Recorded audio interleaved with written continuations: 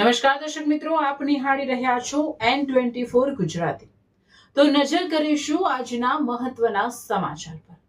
જંબુસર શહેરના જોગનાથ મહાદેવ ફળિયામાં આવેલ એક રહેણાંક મકાનમાં અચાનક આગ લાગવાની ઘટના સામે આવી। મંજુબેન ઈશ્વરભાઈ તપોધન ભટ્ટ રહેવાસી જોગનાથ મહાદેવ ફળિયા, તેઓ આજે જ વહેલી સવારે સામાજિક કામે બહાર ગામ ગયા હતા।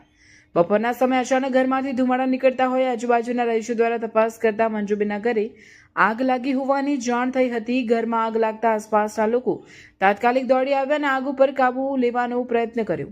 સદર ઘટનાની જાણ જંબુસર નગરપાલિકાના ફાયર ફાઇટરને કરવામાં આવી હતી। જંબુસર નગરપાલિકા ફાયર બ્રિગેડની ટીમ તાત્કાલિક ઘટના સ્થળે પહોંચી ગઈ હતી અને આગ પર કાબુ મેળવવાની કામગીરી હાથ ધરી હતી।